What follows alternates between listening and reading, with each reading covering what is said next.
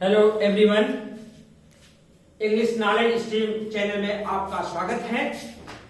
आज लिटरेचर के क्लास में हम आपको लिटरेचर से रिलेटेड चीजों को बताने वाले हैं।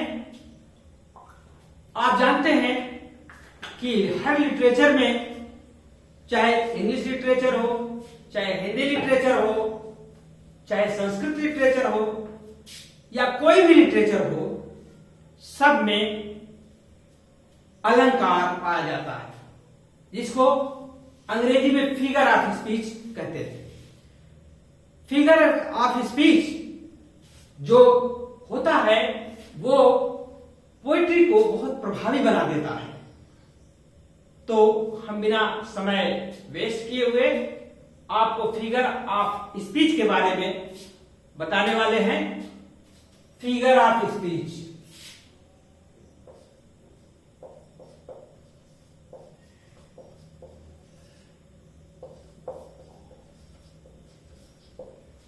फिगर ऑफ स्पीच पहले यह जान लेना चाहिए कि होता क्या है। तो फिगर ऑफ स्पीच जो होता है, अगर इसकी डेफिनेशन की बात करें तो figure of speech is a word. Figure of speech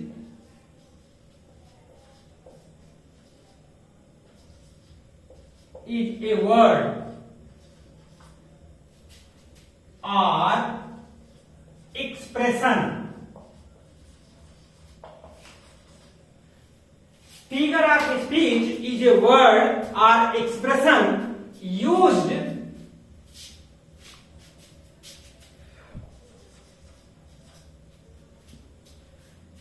figure of speech is a word. Figure of speech एक ऐसा शब्द होता है और एक्सप्रेशन होता है with used with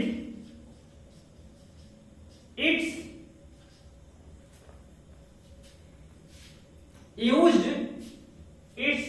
original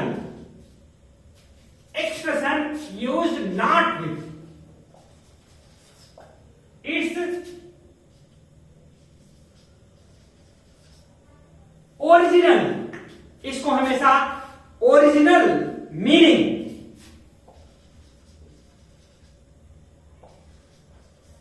but imaginative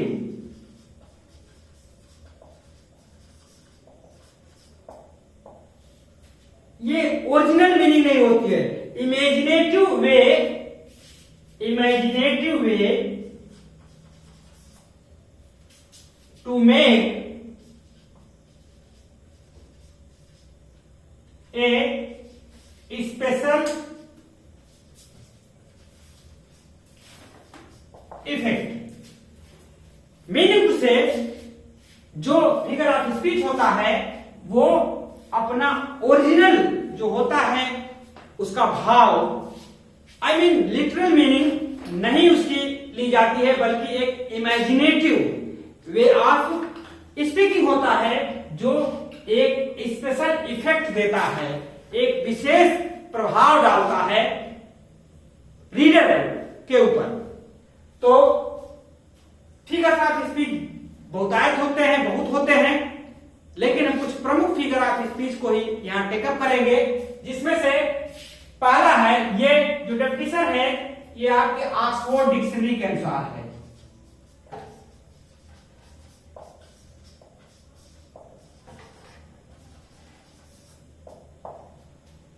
Oxford dictionary के अनुसार डेफिनेशन थी। और जो फिगर ऑफ स्पीच में पहला फिगर ऑफ स्पीच में आपको बताने वाला हूं वह है सिमिली। सिमिली को हिंदी में उपमा अलंकार कहते हैं। इसकी डेफिनेशन लिया जाए तो इन ए सिमिली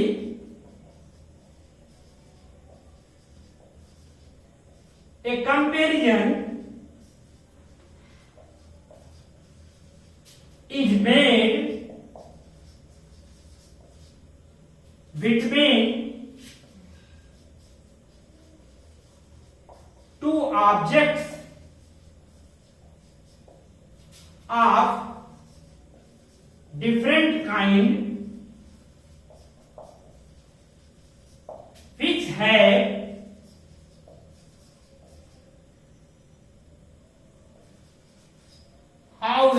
however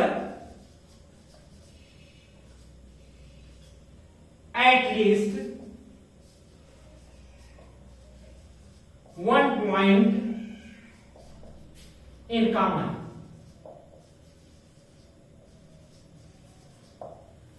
इसमें दो विभिन्न वस्तुओं से कंपैरिजन की जाती है, चीजों से कंपैरिजन की जाती है, जिसमें एक क्वालिटी उसमें दोनों के बीच में रहनी चाहिए। जैसे ही is as brave as lion. यहां पर देखिए एज और लाइक, इसके पहचान के लिए इन शब्दों को देखिए। अगर एज या लाइक रहे, एज लाइक, ये शब्द इसकी पहचान में आते हैं। अगर ये है तो वो सिमिली ही होता है। इसके ढेर सारे उदाहरण हैं, हम ज्यादा उदाहरण में नहीं जाएंगे, नहीं वीडियो लंबा हो जाएगा। और दूसरा जो फिगर ऑफ स्पीच होता है, अब इसमें देखिए ही जब एज ब्रेव एज लायन, उतना बहादुर है जितना शेर। अब यहां ही ये मैन है और लायन यहां पर ये डिफरेंट चीज है, एनिमल है, लेकिन इन दोनों में जो कॉमन चीज है वो ब्रेवरी है। ब्रेवरी क्वालिटी को दोनों में उपमा की जा रही है। दूसरा फिगर ऑफ स्पीच जो आपका है उसको कहते हैं मेटाफर। मेटाफर को रूपक कहते हैं, रूपक अलंकार है। ये मेटाफर और सिमिली एक ही जैसे होते हैं, बट उसमें क्या फर्क होता है, मैं इसकी डेफिनेशन लिख देता हूं। Metaphor is an implied simile.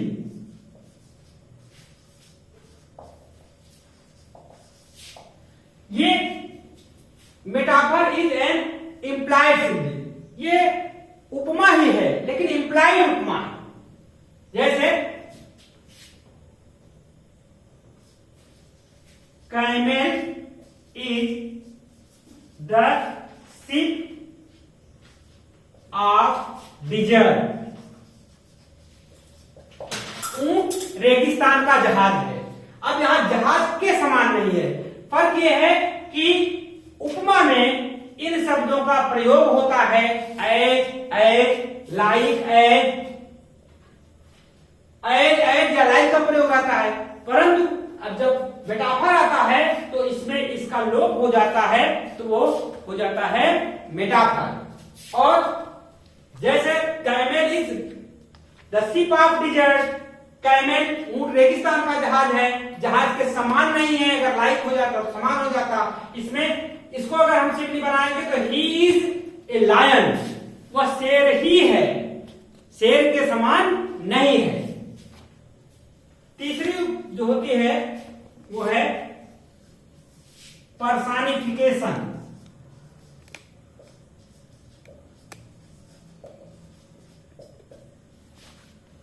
इसको आप नोट कर लीजिए, हम इसको क्लियर करते हैं, फिर उसके बाद बताते हैं आपको।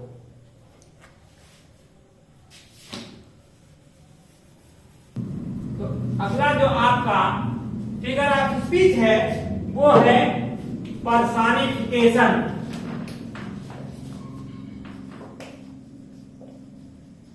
पर्सनिफिकेशन इसका मतलब हुआ मानवीकरण।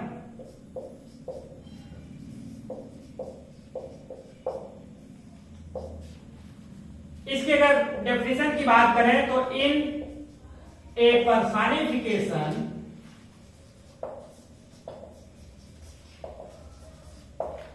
lifeless objects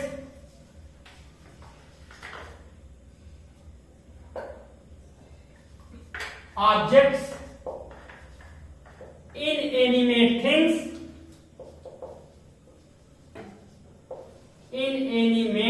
things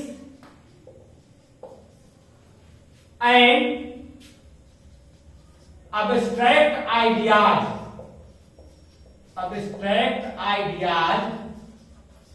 are treated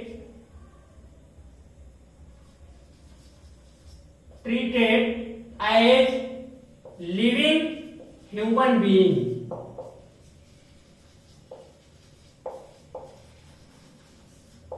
इसमें लाइफलेस ऑब्जेक्ट्स, निर्जीव चीजों को, अथवा अब्स्ट्रैक्ट आइडिया, जो अमूर्त विचार होते हैं, उनको मानव की तरह ट्रीट किया जाता है, उनको मानव ही मान लिया जाता है। जैसे एग्जांपल हम देते हैं, experience is the best teacher,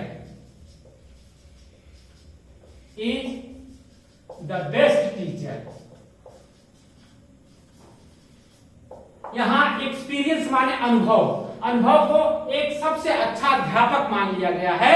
ये अब्स्ट्रैक्ट आइडिया है अनुभव, इसको टीचर मान लिया गया है, तो ये यहां पर पर्सनिफिकेशन हो गया। चौथा है हाइपरबोल, इसको अतिशयोक्ति कहते हैं।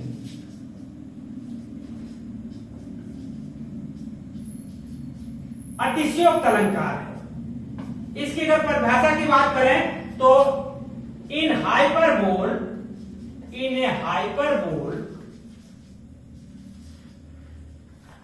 ए statement is made emphatic by overstatement।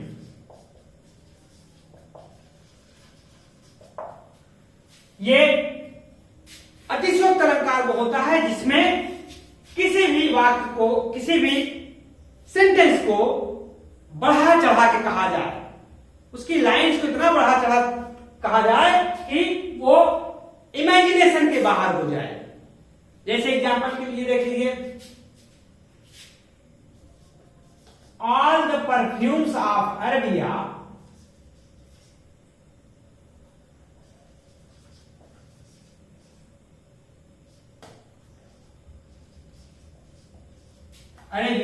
will not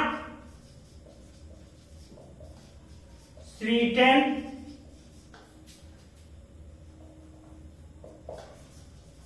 this little hand। यहां पर अरब का इत्र, ये मैकबेथ की लाइन है, आप ध्यान दीजिए। डंकन का मर्डर कर देता है तो मैकबेथ की लाइन है कि अब चाहे पूरे अरब का इत्र लगा दिया जाए तो उसके हाथ में खुशबू नहीं आ सकती है, जो कि इम्पॉसिबल है। अरब का इत्र बहुत ही मशहूर होता है। ये यहां पर अतिशयोक्त अलंकार है। Belinda smiled and all the world was gay. बेलिंडा एक नायिका है और जब मुस्कुराती है तो पूरी कंट्री मुस्कुराने लगती है, खुश हो जाती है। ये भी अतिशयोक्त अलंकार है। और ऑक्सीमोरन, इसको कहते हैं विरोधाभास। विरोधाभास अलंकार होता है, in this figure of speech two opposite ideas are put together. इसमें दो अपोजिट चीजों को एक साथ रखा जाता है, विरोधाभास आता है। जैसे ही इज एन ऑनेस्ट थीफ, वह एक ईमानदार चोर है। लव इज बिटर स्वीट, प्रेम कड़वा मीठा है। This is an open secret, बहुत सारे उदाहरण हैं। और एक अलंकार और हम आपको बता देते हैं, यह है आपका apostrophe.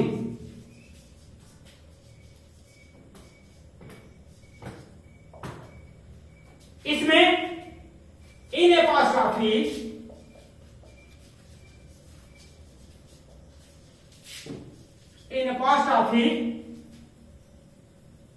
abstract ideas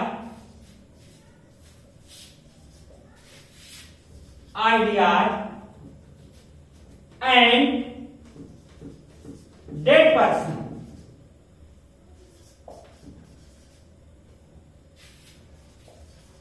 are to be addressed.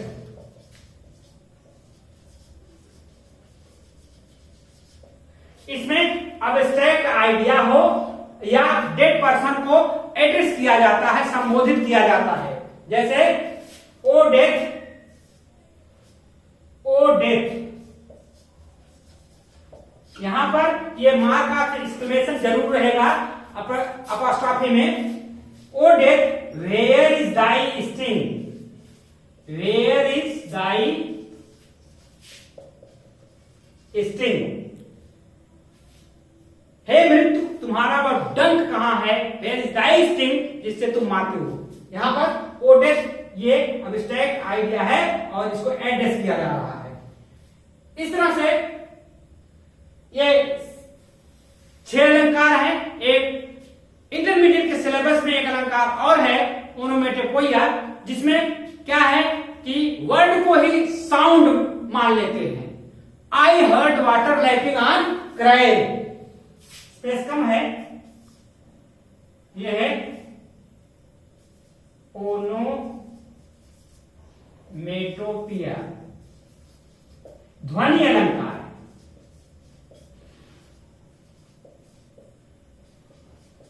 इसमें वर्ड को ही साउंड के रूप में हो जाता है। जैसे ग्रंट ग्रंट गोज द होज, इसका एग्जांपल है ग्रंट ग्रंट गोज द होज। ये सुअर है, सुअर की आवाज भों भों करके चलती है। I heard water lapping on the crag, मैंने कल कल ध्वनि सुना पानी की, तो यहां पर इसको ध्वनि अलंकार हो जाता है। तो इस प्रकार से ये इंटरमीडिएट यूपी बोर्ड में प्रिस्क्राइब्ड है। तो जो स्टूडेंट्स हैं वो इसको नोट डाउन कर सकते हैं और इसको अच्छे से याद कर लें, ये बोर्ड एग्जाम में पूछा जाता है। तो आज की टॉपिक मैंने फिगर्स ऑफ स्पीच आपको बताया और अगली वीडियो में हम और जानकारी आपको देंगे। नए हैं तो चैनल को सब्सक्राइब कर लीजिए और बने रहिए चैनल पर। Thank you for watching this video.